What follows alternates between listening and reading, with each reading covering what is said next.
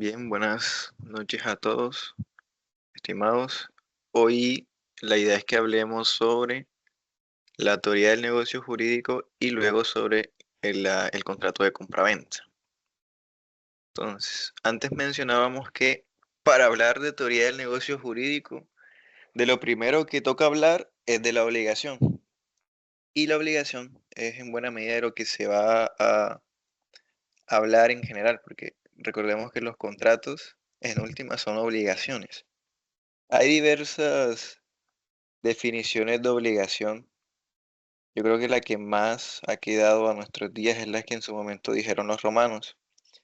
Ellos decían que la obligación era una atadura, era un vínculo, antes un vínculo personal, hoy día un vínculo jurídico por el cual somos constreñidos, somos ligados a realizar una determinada prestación que puede ser dar, hacer o no hacer conforme al derecho vigente, al derecho civil en este caso. La obligación tiene tres elementos. Para que exista una obligación, tiene que existir un acreedor, debe existir un deudor y debe existir el objeto de esa obligación, que como ya les mencionaba, son dar, hacer o no hacer. Naturalmente, el deudor, quien es el que va a realizar el objeto, ya sea dar, hacer o no hacer, va a recibir del acreedor una contraprestación normalmente económica por esa obra que va a realizar. Ustedes recordarán que existe una clasificación de las obligaciones. En este curso no es relevante la clasificación de las obligaciones, pero recuerden que existen obligaciones civiles, existen obligaciones naturales, existen obligaciones que se pueden dividir, existen obligaciones indivisibles.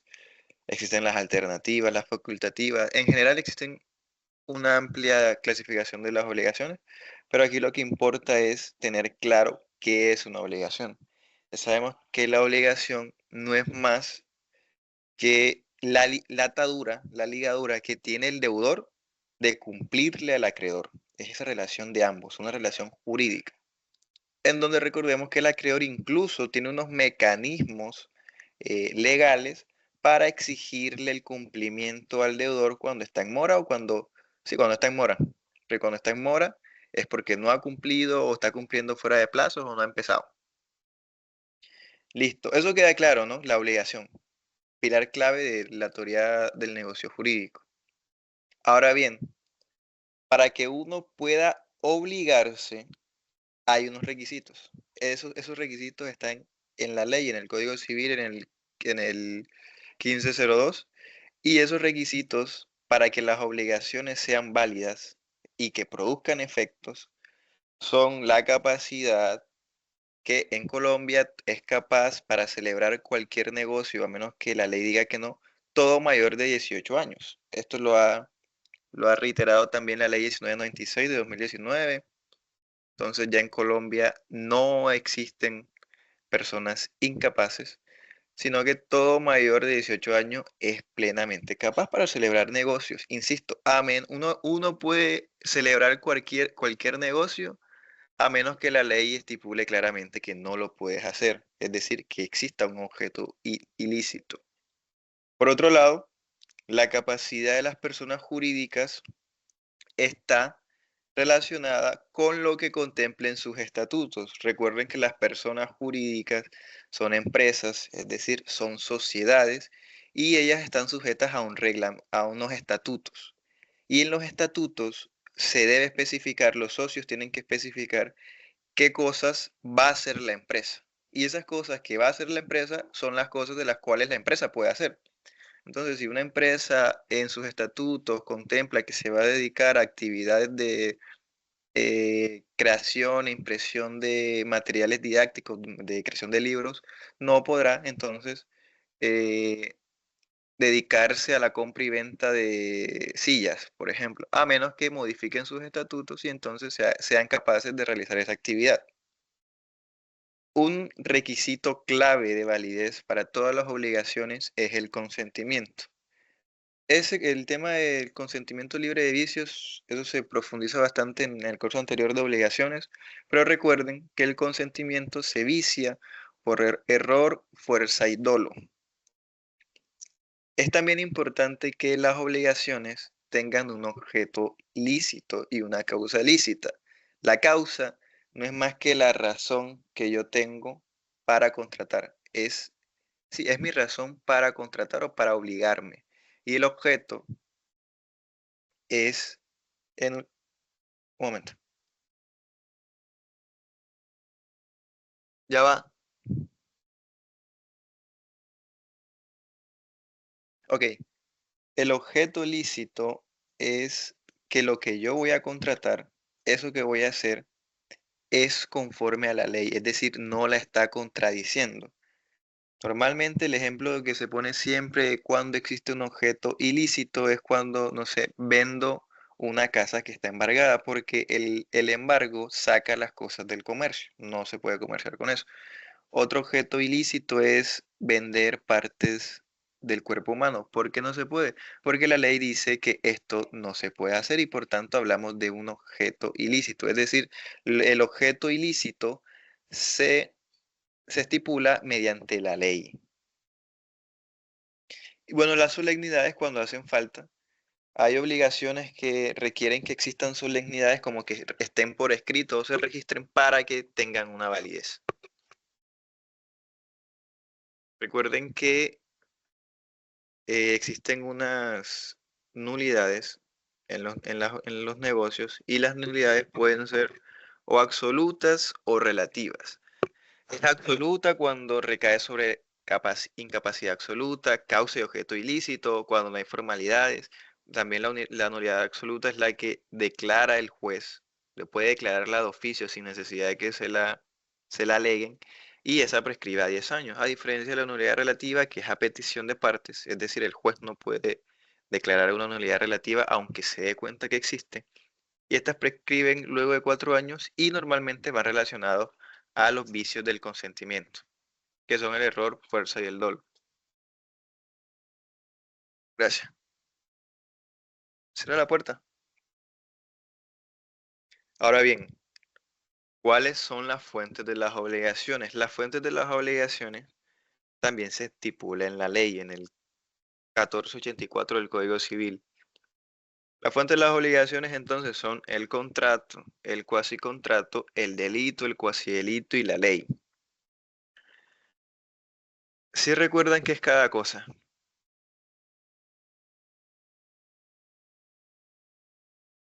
La definición más general del contrato es que es un acuerdo de voluntades, un acto bilateral mediante el cual se crean obligaciones. El cuasicontrato es una especie de acción que realiza una persona, pero sin un acuerdo de voluntades, que en última le genera un beneficio a alguien más y por tanto yo puedo exigirle una contraprestación por esa labor que yo estoy haciendo. Y el ejemplo clásico del cuasicontrato es la gestión de negocios ajenos. Ok, el delito, pues, naturalmente cuando uno comete un delito, uno está obligado por la misma ley de indemnizar el daño que yo realizo. Igual que el cuasidelito, la diferencia es que en el delito yo actúo con dolo y en el cuasidelito yo actúo con culpa. Para la ley civil, esa distinción no importa realmente porque en ambos casos tú generas un daño y tienes que indemnizarlo. Y bueno, las obligaciones que da la ley, pues la ley te dice qué cosas debes hacer por el Ministerio de la Ley, como por ejemplo en el Código Civil, en el artículo 411, se estipula que se le deben alimentos a los ascendientes, a los descendientes, lo que le genera la obligación a las personas de darle alimentos a sus hijos y a sus padres cuando esto estén en una cierta edad o bajo ciertas condiciones.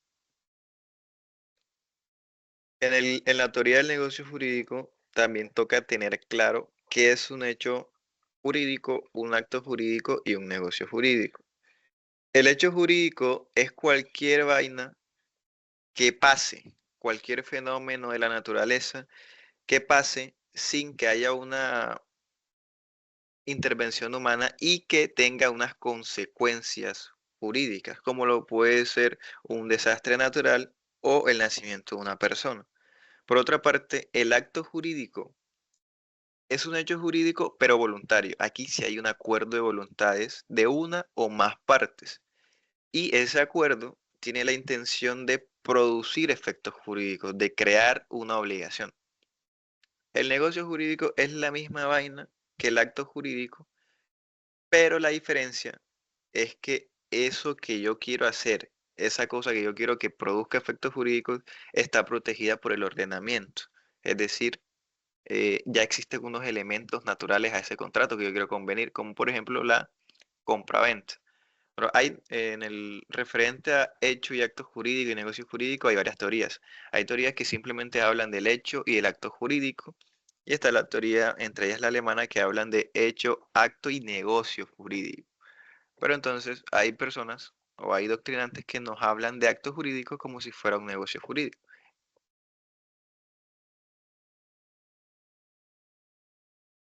Ahora bien, contrato. ¿Qué es el contrato? A Sánchez le gusta bastante la teoría francesa del contrato y por tanto se, la definición es que el contrato es un acto jurídico, es un acuerdo de voluntades. Un acuerdo de voluntades que genera obligaciones, que crea obligaciones. Los contratos tienen unos elementos esenciales, naturales y accidentales. Les recuerdo que los elementos esenciales son aquellos elementos que hacen que ese contrato sea ese contrato y no otro. Es ya bastante dicho que en la compraventa uno de sus elementos es el precio. Si yo intento realizar una compraventa, ya sea escrita, ya sea consensual, y yo no hablo sobre el precio, es decir, no se pacta un precio, pues realmente no hay una compraventa porque falta un elemento esencial. No estaríamos ante una compraventa, sino más bien ante una donación. Si en un contrato de comodato yo no fijo cuándo voy a devolver lo que doy en comodato, no hay un comodato, hay otra vaina, hay un comodato precario. ¿Por qué? Porque falta un elemento esencial. También los contratos tienen unos elementos naturales. Los elementos naturales son elementos que no hace falta que yo pacte porque ya están en el ordenamiento jurídico. Es decir, ya realmente son negocios jurídicos porque están protegidos por el ordenamiento. Entonces, por ejemplo, en una compraventa, si yo pacto, bueno, si yo identifico las partes, si identifico el objeto de la compraventa y el precio, no hará falta de que yo en el contrato diga que si la persona a la que le estoy vendiendo no me paga o no termina los plazos de pagarme, yo voy a poder exigir el cumplimiento dado que la ley ya estipuló eso en el 1546 que se habla de la condición resolutoria tácita. También existen unos elementos accidentales que eso es la mera liberalidad de las partes. Si las partes lo agregan, bien. Si no lo agregan, también. Y los elementos accidentales por excelencia son las arras y las cláusulas penales. En la teoría general de los contratos hay dos principios que son los pilares de los contratos. El primero es que la ley, los contratos válidamente celebrados son ley para las partes. El tan conocido Pacta Sunt Servanda, que está en el 1602 del Código Civil. El otro principio que también es bastante relevante en la teoría de los contratos es el res inter alios acta. Básicamente ese principio dice que una vez celebrado el contrato, que acuérdense que el contrato es un acuerdo de voluntades, una de esa parte, de esas partes, perdón, no puede alterar las condiciones del contrato sin primero consultárselo a la otra. Es decir, no puedes alterar el contrato de manera unilateral. Los contratos tienen unas interpretaciones, esas están en el 16 18. Yo les voy a pasar una diapositiva de las interpretaciones contractuales. Recuerden que a las que están en el Código Civil deben agregarle la interpretación de la que habla el Estatuto del Consumidor, la interpretación a favor del consumidor. Esto es clave, las terminaciones contractuales, cómo pueden terminar los contratos. Es bastante relevante que podamos distinguir la resiliación de la resolución y de la rescisión, porque aunque suenan parecidos, no es la misma vaina. La resiliación es la terminación del contrato por mutuo acuerdo, lo que la doctrina llama mutuo disenso. Y aquí me detengo y les recuerdo que existen convenciones y existen contratos. Yo les decía que los contratos crean obligaciones y hay algunos contratos que parece que modificaran obligaciones, pero en general los contratos crean obligaciones y las convenciones crean, modifican y extinguen obligaciones. Así que se dice que la convención es el género y el contrato es la especie. Entonces, una resiliación es una convención por medio del cual las partes que celebraron un negocio deciden darle un fin de mutuo acuerdo. Es decir, no hay problema, ambas partes quieren acabar el negocio y lo acaban y listo. La resolución, por otra parte, es lo que una de las partes le exige a la otra. ¿Y por qué eso lo exige? Porque la otra está incumpliendo. Y la resolución, de la resolución nos habla también el Código Civil en el 1546. Nos dice que en todos los contratos bilaterales va envuelta la condición resolutoria tácita por medio de la cual el contratante cumplido está facultado para exigirle el cumplimiento de la obligación al contratante incumplido. ¿Cómo yo puedo exigirle al deudor que está en mora que me cumpla o que me indemnice o que forzosamente cumpla su obligación? Ahora bien, la rescisión no es más que se celebra el negocio, listo, se celebró el negocio, pero eventualmente nos dimos cuenta que se estaba incurriendo en una nulidad. Como hubo una nulidad, ese negocio que se celebró toca echarlo para atrás, totalmente para atrás. La rescisión normalmente la declara un juez, pero hay cláusulas rescisorias en determinados contratos. Un ejemplo claro de una rescisión es en la lesión enorme por venta de bienes inmuebles. Si hay una lesión enorme ya se celebró la compraventa, ya el vendedor le dio la casa al comprador, el comprador le dio el dinero, pero luego nos dimos cuenta que hay una lesión enorme. Ese negocio se puede echar para atrás y el vendedor le devuelve la casa, tiene que devolver el dinero y así. Es decir, retraen el negocio a su génesis. También los contratos pueden terminar por lo que diga la ley de esos contratos o por las cláusulas que pacten las partes. Normalmente someten los contratos a plazos, a términos, etcétera. Incluso hay contratos que la misma ley dice, este contrato termina por muerte. Listo. Clave también es, Una pregunta. sí, En el caso de la rescisión, o sea, ¿cómo se hace esa solicitud? O sea, ¿cómo se usa? una demanda. Yo te demando porque el acto que hicimos está incurriendo en una nulidad. O si es una nulidad absoluta, el juez de oficio puede decretarla y decretar también una rescisión. Normalmente en la justicia civil las cosas es a ruego o sea, las partes le ruegan al juez que haga cierta cosa. Ok, gracias. Gracias a ti por preguntar. Ok, las ineficacias. Esa vuelta a de las ineficacias también es algo clave que uno tiene que diferenciar. Existen eh, 5 ineficacias. Pero primero, ¿qué es una ineficacia? Una ineficacia no es más que un evento en el cual si se incurre, el negocio que celebramos no va a producir ningún efecto. Eh, Existen varios tipos. Existe la nulidad, la inexistencia, la nubilidad, la inoponibilidad y la ineficacia de pleno derecho. La nulidad no es más que cuando yo celebro un negocio y eventualmente me doy cuenta de tremendo chicharrón. Es que lo que yo realicé, el negocio que yo realicé, desde que yo lo hice, violó una norma que se contemplaba en la ley. Por ejemplo, el tema de la venta venta de cosas que nunca van a existir. Es decir, básicamente la nulidad ocurre cuando estoy ante un objeto ilícito.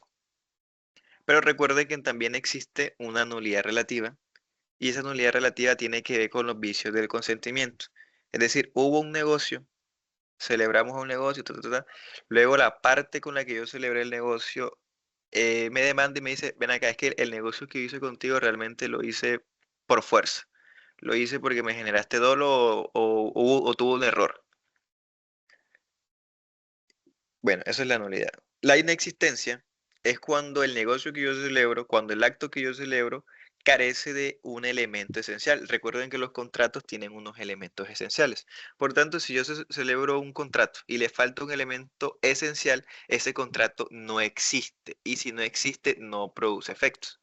Por ejemplo, el clásico, el rayado ejemplo de la compraventa sin precio. Si yo a una compraventa no le pongo precio, no existe y no va a producir efectos. Va a existir otra vaina, va a existir de pronto una donación, pero la compraventa no. O también el ejemplo clásico son las promesas. Las promesas, recuerden, son esa obligación a la cual yo me obligo de celebrar un negocio futuro. Para que las promesas existan, pues tienen que darse por escrito al tenor de lo que dice el artículo 1611 del Código Civil. La nubilidad es algo que introduce el Código de Comercio, que en última es la misma nulidad relativa, pero en comercial, y solo puede ser alegada por la parte de la que se afecta, la parte afectada de ese negocio. También existe la inoponibilidad, que la inoponibilidad es que listo, yo hice el negocio, hice el contrato, lo hice bien, no incurrí en ninguna nulidad, respeté los elementos esenciales del negocio, pero resulta que ese negocio que yo realicé requiere que yo lo registre. El ejemplo claro son las compraventas de bienes inmuebles. Una vez que uno compra una casa, tiene que registrarla para que sea oponible ante terceros y que realmente yo me convierta en dueño. Entonces, esos actos que requieren registro o que requieren publicación, si yo no hago esa publicación, si yo no hago ese registro, ese negocio va a ser ineficaz. Y si es ineficaz, no va a producir efecto. La ineficacia de pleno derecho, pues, es la más breve de todas, porque aquí la ineficacia es por ministerio de la ley y es cuando la ley misma dice qué cosas que vas a hacer es ineficaz sin necesidad de que un juez la declare. Solo están en el Código de Comercio, solo están en el Estatuto del Consumidor. Un ejemplo claro de una ineficacia es que, por ejemplo, en el contrato de transporte, el transportador de personas se obliga a llevarte sano y salvo a tu lugar de destino. Y también está obligado a prestarte cuidados, ¿no? Sobre todo si eres una persona enferma, si eres una persona menor de edad, etcétera. Si el transportador en un contrato de transporte, en una cláusula, él te pone que no va a responder por los daños que te pasen en el transcurso del transporte, esa cláusula va a ser ineficaz de pleno derecho porque es que la ley está diciendo que si llega a poner eso, no va a producir ningún efecto. Esa es una ineficacia de pleno derecho.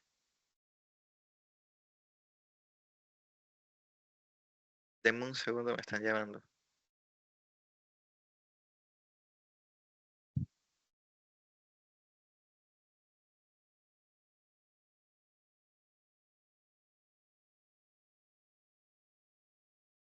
Ok. Otra vaina clave de la teoría del negocio jurídico es saber qué es la mora. Recuerden que el que está en mora siempre, siempre es el deudor. La mora no es más que el retardo injustificado en el cumplimiento de una obligación. Es decir, yo no te he hecho a lo que me comprometí a hacer. La mora, pues, se da cuando si me pusieron un plazo, llega el plazo y yo no he hecho la obra, si pasó el tiempo en donde yo la podía hacer, si la hice mal, si la hice parcialmente, estoy en mora. Normalmente el acreedor debe informarle al deudor que está en mora para que el término empiece a ser exigible y empiece a generar daños emergentes y lucro cesante. Ahora bien, fuerza mayor y teoría de la imprevisión. Recuerden que cuando uno celebra un contrato válido, uno está obligado a realizar lo que yo contraté. Pero hay una excusa de la obligación, la más clara o la más conocida es la fuerza mayor. La fuerza mayor es cuando por un evento imprevisto e irresistible, a mí se me hace imposible cumplirte la obligación. El Código Civil en el artículo 64 nos pone tres ejemplos. Yo no puedo cumplir una obligación cuando existe un desastre natural que fue imprevisto, como un terremoto, una inundación, cuando hay una guerra, hay un conflicto, o cuando, por ejemplo, me arrestan, es decir, actos de autoridad. Son eventos entonces en donde yo no lo preví, yo no sabía que iba a pasar, no lo puedo soportar, es decir, es irresistible, no me puedo zafar de esa vaina. Por tanto, se me hace imposible cumplirte. Entonces la ley entiende que yo estoy excusado para cumplirte en esa obligación que me propuse, dado que pasaron estos eventos. Entonces, en últimas, la fuerza mayor exonera de responsabilidad al deudor. También existe la teoría de la imprevisión. Bueno, la fuerza mayor está escrita en el Código Civil y la teoría de la imprevisión en el Código de Comercio. La teoría de la imprevisión también se le conoce como rebus sic stantibus y nos viene a decir que cuando en contratos de tracto sucesivo existan o surjan circunstancias que también son extraordinarias, que también son imprevistas, que también son imprevisibles, pero pasan y hacen que para una de las partes sea excesivamente oneroso el cumplimiento de lo contratado. El ejemplo claro que siempre se coloca para la teoría de la imprevisión desde que hubo pandemia es la pandemia. Un ejemplo es si, por ejemplo, yo arriendo un local comercial y entra la pandemia, yo naturalmente la pandemia no me está imposibilitando que yo cumpla el contrato, pero sí me lo está haciendo excesivamente oneroso. O sea, yo puedo seguir cumpliendo el contrato, pero cada vez me estoy empobreciendo y la otra persona se está enriqueciendo de más, ¿no? Entonces, la facultad que me da la ley es como solicitarle a un juez que revise el contrato y lo termine o lo ajuste. Ojo, aquí el juez o termina el contrato o lo ajusta, no lo rescinde. ¿Por qué no lo rescinde? Porque son contratos de ejecución sucesiva en el cual han pasado años desde que se celebró y que se viene ejecutando. Entonces, retraerlo a la fase previa del negocio es casi que imposible, porque ese dinero por el cual a mí me pagaron por esa mercancía, etcétera, yo me lo gasté, la mercancía ya no existe y demás. Es importante que uno diferencie la fuerza mayor de la teoría de la imprevisión. Y es que en la fuerza mayor yo estoy imposibilitado para cumplirte. Yo no tengo manera de cumplirte por esos eventos que me están pasando. Pero en la teoría de la imprevisión, yo en teoría te puedo seguir cumpliendo lo que contratamos, pero se me hace demasiado caro, se me hace demasiado oneroso seguir cumpliéndote. Por eso es que yo le pido al juez que reajuste nuestro contrato o que lo termine. Porque pese a que lo celebramos y falta todavía tiempo para que se termine, pasaron vainas, pasaron circunstancias que ninguno previó y que fueron extraordinarias que hacen que el contrato se me haga demasiado caro.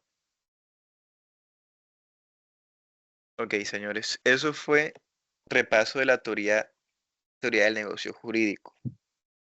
Ahora vamos a pasar a compraventa. ¿Hay alguna duda con teoría del negocio jurídico?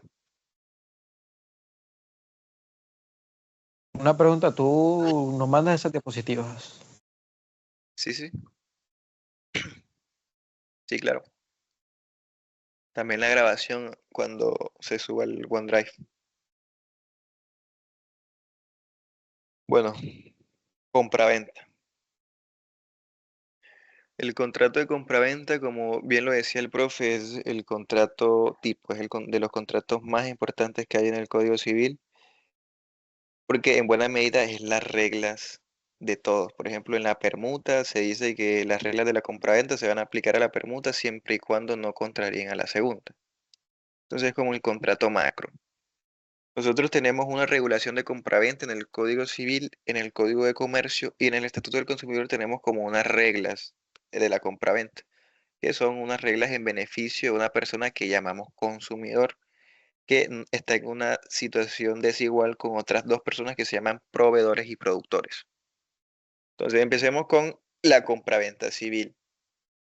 En la compraventa civil, el Código Civil nos dice que es un contrato, la compraventa es un contrato, por medio del cual una persona que se llama vendedor a cambio de un precio le entrega a otra persona que se llama comprador determinada cosa. Es decir, el Código Civil nos dice que yo a cambio de un precio te doy algo, listo. A diferencia del Código de Comercio, que dice que en la compraventa el vendedor transfiere la propiedad de determinada cosa a cambio de un precio. Es decir, ya el legislador comercial contempla que el que compra, compra la propiedad. Es decir, se convierte en dueño una vez que compra. A diferencia de la compraventa civil en donde simplemente me están entregando algo a cambio de un precio. No necesariamente esa compraventa me está haciendo me está haciendo dueño de lo que compro. Por eso es que, entre otras cosas, se ve el tema de la venta de cosa ajena. Entonces, como característica de la compraventa, tenemos que es un contrato bilateral. ¿Por qué? Porque no hay compraventas unilaterales, es decir, yo me puedo vender a mí mismo. Debe existir alguien más.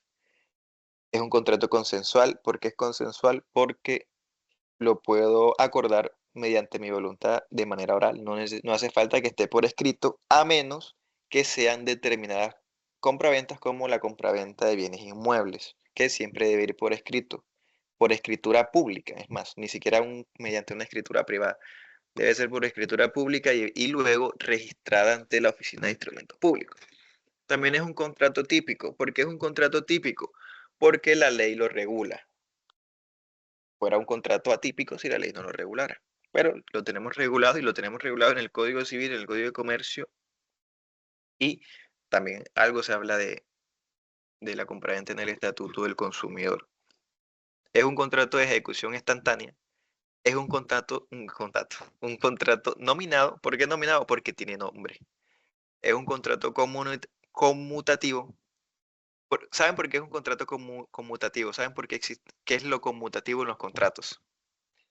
Lo conmutativo es que hay una equivalencia de las cosas. Hay una equivalencia en lo que yo te estoy vendiendo y al precio que tú me estás dando a cambio. Hay unas diferencias entre la naturaleza de la compraventa civil y de la compraventa comercial.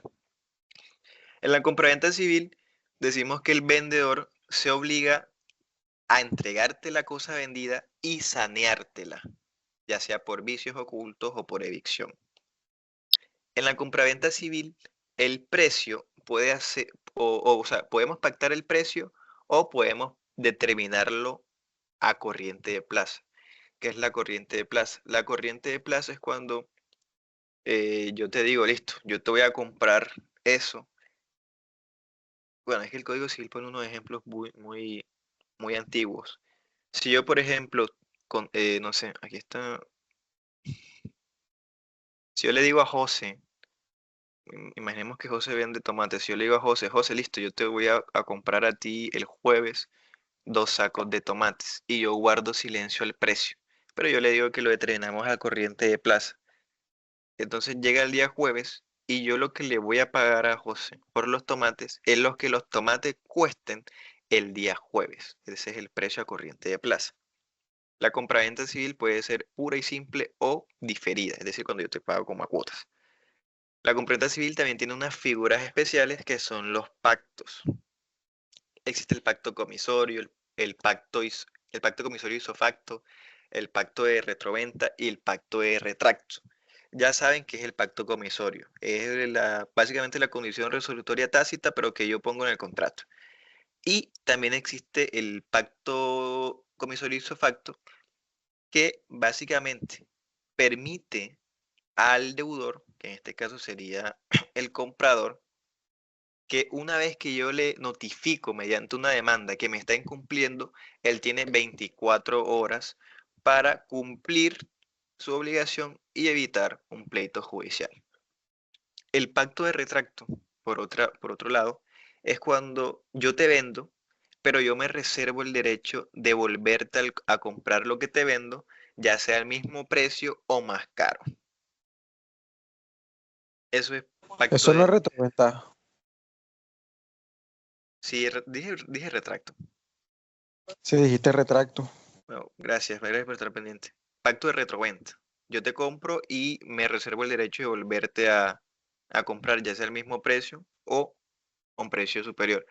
Diferencia de pacto de retracto, como Sánchez llama, pacto de mejor comprador, en donde eh, hacemos una compraventa y ponemos una cláusula que estipula que si yo encuentro a alguien que pueda ofrecerme un mejor precio, es decir, que pueda mejorar la oferta, yo voy a poder resolverte el contrato o tú me igualas el precio. Es decir, literalmente un mejor comprador. O sea, yo te vendo mi computador en 1.000.000 de pesos, pero yo te pongo una cláusula que dice que si yo me encuentro a alguien que me ofrezca más de dos, entonces se lo voy a vender es a él. Y tú tendrás que resolver el contrato o darme lo que el otro comprador estaría dispuesto a darme. Ese es el pacto de retracto o mejor comprador.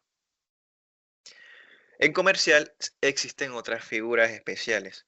Una figura de ellas es la más sencilla y es la de prenda de la cosa vendida. Básicamente, yo estipulo en la compraventa, obviamente que es una compraventa a plazos, porque si fuera una compraventa inmediata no tendríamos estas figuras. Bueno, si no las tendríamos. En una compraventa a plazos, en comercial, yo puedo pactar algo que se llama prenda de la cosa vendida. Básicamente, el que te está vendiendo te dice, listo, yo te vendo en 12 cuotas, pero si tú llegas a caerte, lo que va a responder es lo mismo que yo te estoy vendiendo, es decir, es una prenda. Recuerden que la prenda, bueno, ya realmente no se habla de prenda, la prenda era una obligación accesoria a una principal. Normalmente las prendas estaban en contratos de préstamo, de mutuo. Entonces yo te prestaba 1.000.000 de pesos y tú me dejabas tu teléfono. Si tú no me pagabas ese 1.000.000 de pesos, pues yo tenía como garantía de que sí me ibas a pagar el teléfono. Básicamente así sucede. El vendedor te vende algo y si tú te caes, eso mismo que tú le estás vendiendo es lo que va a cubrir cualquier perjuicio, cualquier suma que haga falta.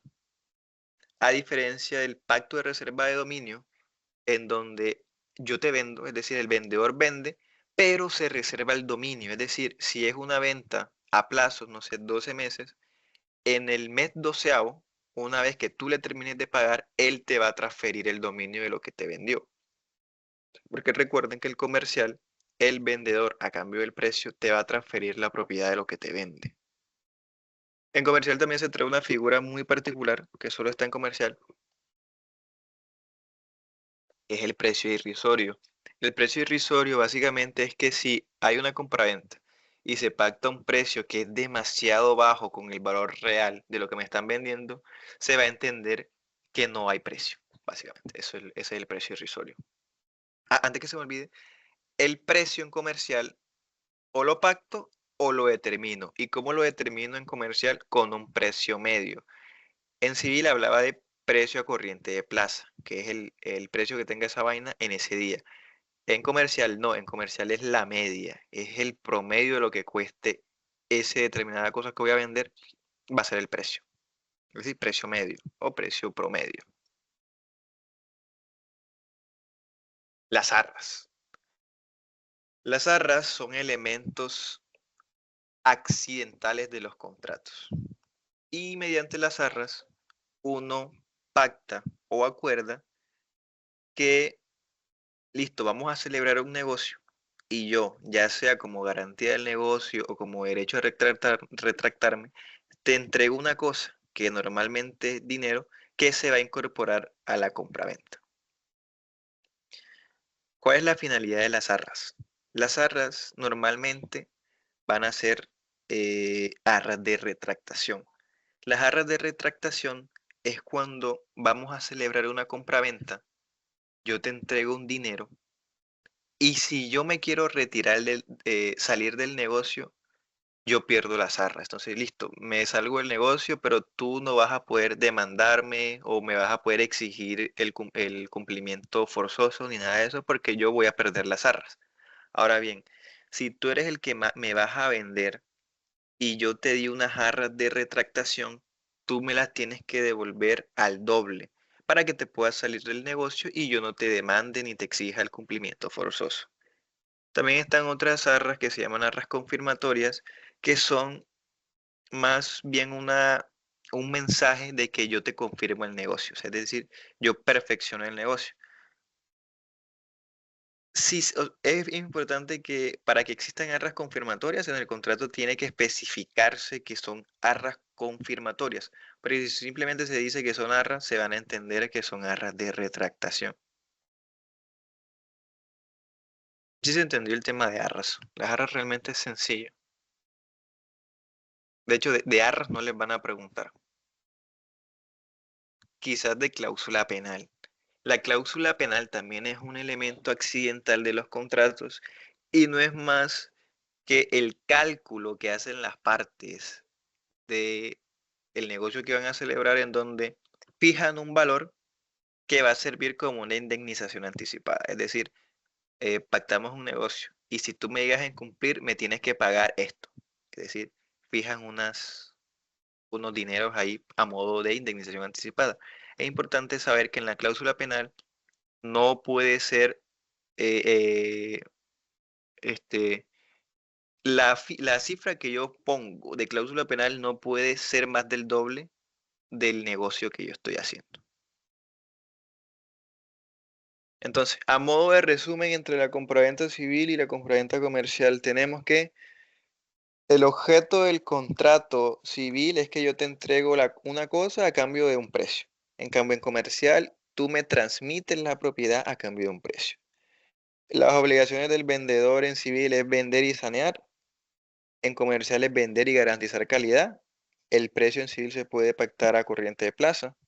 El precio comercial se rige por el precio medio. Y existen estas figuras especiales en civil de pacto comisorio, retroventa y retracto. Comercial, prenda de la cosa vendida y reserva de dominio. Ahora bien, hay que hablar de algo que puede pasar en ambos contratos, que son los vicios reivinditorios. Normalmente, cuando nos hablen de vicios reivinditorios, nos vamos a civil. Aunque vicios reivinditorios es lo mismo que decir vicios ocultos, pero cuando uno dice vicios ocultos, normalmente se refiere a compraventas comerciales. Entonces, ¿qué es un vicio reivinditorio? Un vicio reivinditorio, ahí lo dice, son defectos ocultos que tiene un producto o bien comprado, los cuales el vendedor no me menciona y que me terminan afectando el funcionamiento o la utilidad de lo que estoy comprando. Es más, si yo hubiera sabido que existían esos defectos, yo no te hubiera comprado el producto o te habría pagado mucho más, mucho más, mucho menos. Entonces, en civil existen dos acciones que yo tengo cuando se me presenta un vicio oculto. Si yo te compré algo y me doy cuenta que esa vaina está dañada o que tiene un problema que me genera un inconveniente en su uso, yo puedo o hacer una acción reivinditoria en donde yo le puedo ir ante un juez y pedirle que anule la compra y me devuelva la plata o que me bajes el precio. Si me baja el precio, entonces se va a hablar una acción estimatoria. Recuerde, en civil yo puedo solicitar que se rescinda el contrato. Esa acción reivinditoria, perdón, esa acción, sí, esa acción reivinditoria es una acción rescisoria. El juez puede devolver el contrato a su génesis, puede devolverme lo que yo pagué y yo le entrego lo que él me vendió. Eso en civil. En comercial no. En comercial yo puedo o hacer una justa tasación, que es la misma acción estimatoria, es decir, me reduces lo que me costó la cosa que me vendiste, o resolvemos el contrato, es decir, no lo echamos para atrás, sino que o me indemnizas o me reemplazas la cosa por una que sí sirva. ¿Por qué? Porque en comercial estamos hablando de comerciantes, de expertos en la materia, que no les va a servir echar para atrás las cosas. Eh, Es importante que para que hablemos de vicios ocultos, ese defecto ya existía antes de la venta. Y esos defectos afectan el uso del bien y no fue informado. Es decir, tú no me dijiste que yo tenía, que eso que tú me vendiste tenía un defecto, ni que tú tampoco lo sabías, el vendedor tampoco sabía, porque si lo sabía, actuó de mala fe. Y si actuó de mala fe, pues va a tener unas consecuencias legales. Mm, ok, ahora sí, evicción. Esto sí es muy preguntable. La evicción es una obligación que tiene el vendedor de garantizarme a mí la pacífica propiedad de lo que yo le estoy comprando. Esa es una obligación que tiene el vendedor. Pero cuando hablamos de una evicción? La evicción es cuando tú me vendiste algo y eso que tú me vendiste por un pleito judicial, tú lo estás perdiendo. Porque resultó que había otro dueño, etcétera. Si llega a pasar eso y ya yo te compré a ti, tú tienes que venir y defenderme o indemnizarme. Entonces, si la cosa que tú me estás vendiendo es evicta, yo te llamo, yo te digo, defiéndeme en juicio. ¿Por qué? Porque ya yo te compré esto y tienes que garantizar mis derechos. Entonces, el vendedor o me defiende en juicio o me indemniza. Es decir, me devuelve la platica de lo que yo le pagué y puede que también con una indemnización adicional. Ahora bien, Sánchez siempre va a preguntar de cómo responden los herederos. ¿Cómo responden los herederos si el vendedor, es decir, el que me vendió, murió y luego la cosa que yo compré es evicta? Pues los herederos, hay dos escenarios. El primero es el escenario judicial.